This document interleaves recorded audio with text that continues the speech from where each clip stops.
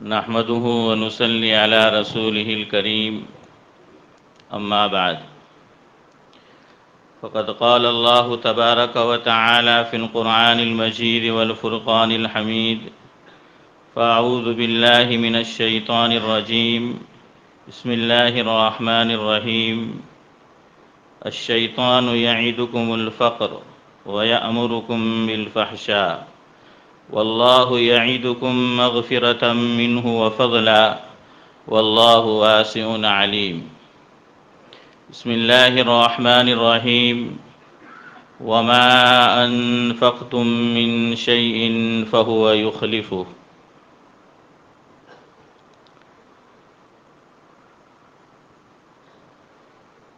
محبوب العلماء والصلحاء واعظ شیریں بیاں شیخ الحدیث دارالعلوم اشرفیہ رادیر استاد مکرم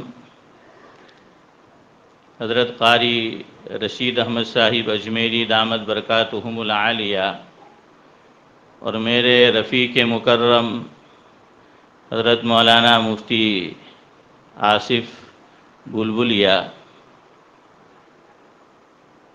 اور حاضرین مجلس، السلام علیکم ورحمۃ اللہ وبرکاتہ۔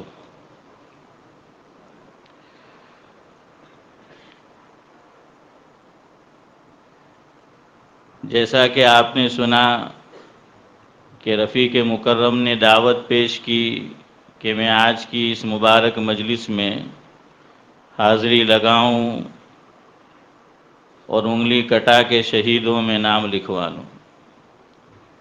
دوسرا سبب آنے کا یہ بھی رہا کہ اس مسجد کی تعمیر میں جنہوں نے بھرپور حصہ لیا، بھائی شعیب اور ہمارے معاذ بھائی، تو ان میں شعیب بھائی کا یہ اصرار رہا کہ چونکہ ان کی کچھ مجبوریاں تھیں اور وہ حاضری اس مبارک مجلس میں نہیں لگا سکتے تھے، تو مجھے کہا کہ میری طرف سے تو چلا جا۔ تو میری آج کی حاضری کو ایک طرح سے آپ ان کی حاضری سمجھ سکتے ہیں۔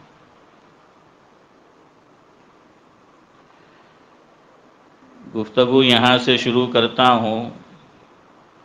خدا کا بڑا احسان و کرم ہے، خدا کا بڑا احسان و کرم ہے کہ ہم میں موجود شیخ محترم ہے۔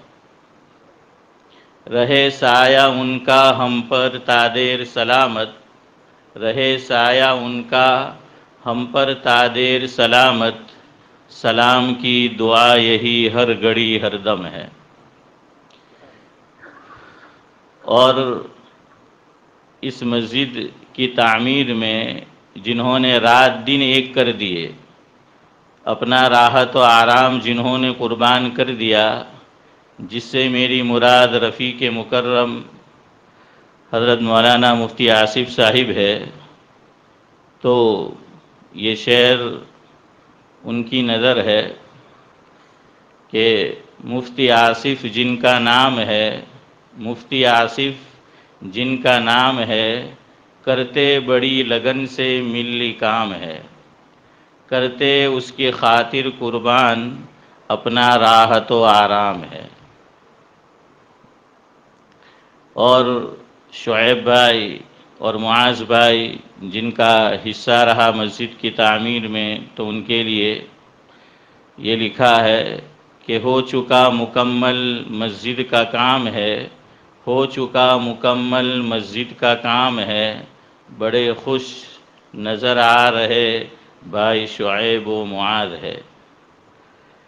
اس عمل خیر پر دیتا ان کو سلام، اپنی طرف سے دلی مبارکباد ہے۔ ایک اور بات کہہ کر اپنی گفتگو ختم کرتا ہوں۔ اللہ تبارک و تعالی نے آگ کی صفت رکھی ہے جلنا مٹی کی صفت ہے، عاجزی انکساری اختیار کرنا. اس لیے میں اور آپ مٹی کو نیچے سے اٹھا کر اوپر بھی ڈالے تو وہ کہاں آئے گی؟ نیچے آئے گی. یہی اس کی صفت ہے. اور آپ نیچے بھی جلاؤ آگ کو تو وہ کہاں جائے گی؟ اوپر کی طرف اٹھے گی. یہ اس کی صفت ہے. اور پانی کی صفت اللہ تبارک و تعالی نے بہنا رکھی ہے کہ پانی کی صفت یہ بہنا ہے. اسی طرح مال کی صفت یہ خرچ ہونا ہے. مال آئے گا میرے اور آپ کے پاس تو اس کی صفت ہے خرچ ہونا. اور مال شریعت مطہرہ کی نگاہ میں اس کا استعمال کس طرح ہوتا ہے اس پر دار و مدار ہے کہ مال فی نفس ہی بری چیز نہیں ہے، لیکن اس کا استعمال آدمی برا کرتا ہے تو پھر وہ مال برا ہو جاتا ہے. اور مال کا استعمال آدمی اچھی جگہ کرتا ہے تو اس کی آخرت بن جاتی ہے. شاہ عبدالعزیز محدث دہلوی علیہ الرحمہ نے تفسیر عزیزی کے اندر جو حضرت کا درس ہوتا تھا اس کا مجموعہ ہے تو اس میں موجود ہے. حضرت نے فرمایا جس کا مفہوم ہے کہ 7 جگہوں پر مال خرچ کرنا یہ نیکی کا کام ہے. ان میں سے ایک جگہ حضرت نے تحریر فرمائی کہ زکوٰۃ جس پر واجب ہو جائے تو زکوٰۃ نکالنا، زکوٰۃ دینا مستحق کو یہ نیک کام ہے، خیر کا کام ہے. صدقۃ الفطر کی ادائیگی کرنا یہ نیک کام ہے.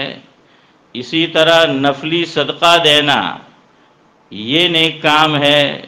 حج اور عمرے کی ادائیگی کرنا اور اس میں پیسہ لگانا یہ نیک کام ہے. اپنے بال بچوں پر، اہل و عیال پر، ماں باپ پر یہ مال خرچ کرنا یہ نیکی کا کام ہے. مہمان آ جائے اس کی مہمان نوازی کرنا یہ نیکی کا کام ہے. کسی ضرورت مند کی ضرورت کو پورا کرنا یہ نیکی کا کام ہے. فرمایا کہ اسی طرح ایک نیک کام ہے مسجد کو بنانا. مسجد کو بنانا یہ عظیم نیکی ہے. اور ہمیشہ یعنی جب تک یہ مسجد باقی رہے گی یا جہاں کہیں آدمی مسجد بناتا ہے اس پر پیسہ لگاتا ہے، مسجد یہ باقی رہے گی اور اس میں لوگ عبادت کرتے رہیں گے. عابدین کو تو ثواب ملے گا ہی، لیکن جنہوں نے اس میں پیسہ لگایا، مسجد کی تعمیر میں کسی طور سے بھی حصہ لیا تو ان کو بھی ثواب ملتا رہے گا.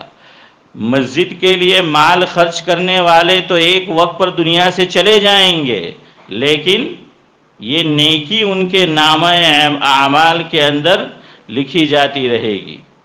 اسی لیے کہنے والے نے کہا ہے کہ نام منظور ہے تو فیض کے اسباب بنا، نام منظور ہے تو فیض کے اسباب بنا، پل بنا، چاہ بنا، مسجد و تالاب بنا.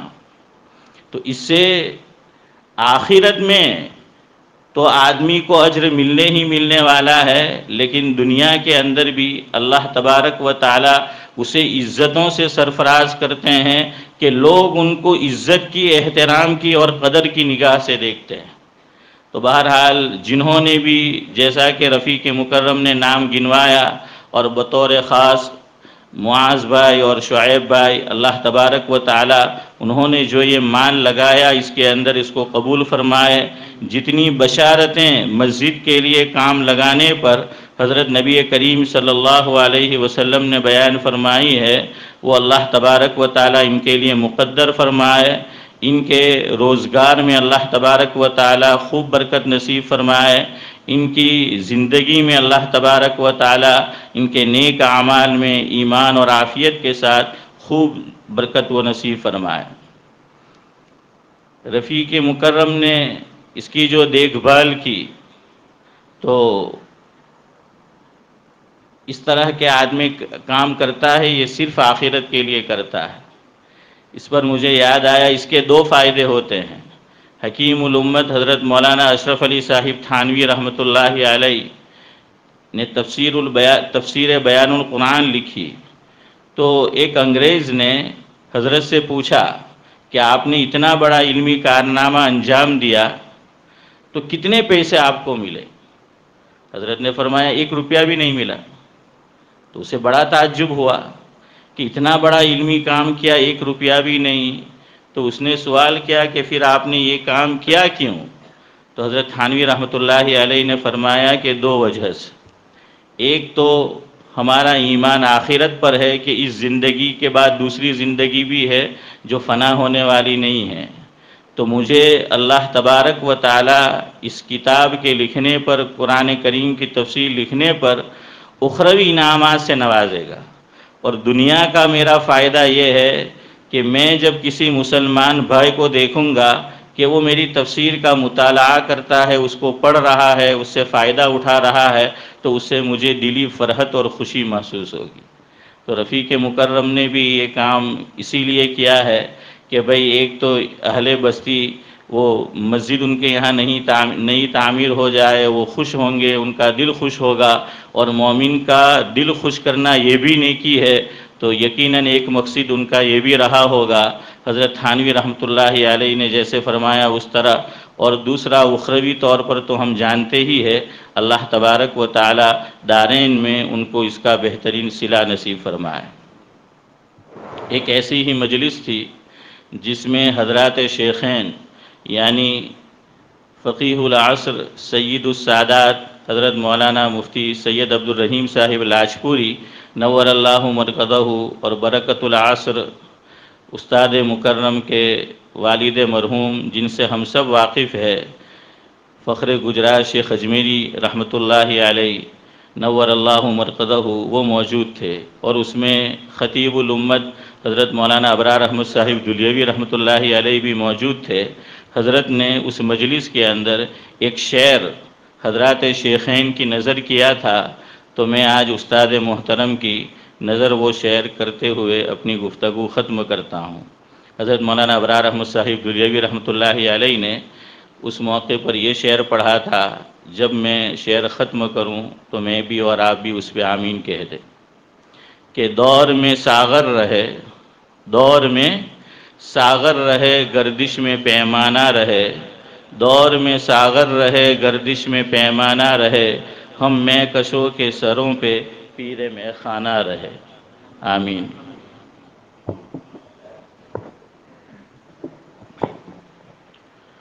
جزاکم اللہ۔ حضرت مولانا عبدالسلام صاحب نے بڑی قیمتی نصیحتیں فرمائی اور بڑی مفید باتیں فرمائی۔ اللہ تعالی ہم سب کو عمل کا داعیہ نصیب فرمائے۔ امام خان محراب خان پٹھان ان کی طرف سے یہ مسجد میں یہاں جو اللہ محمد کی تختی لگی ہے وہ ان کی طرف سے تھی، اللہ تعالیٰ جزائے خیر دے۔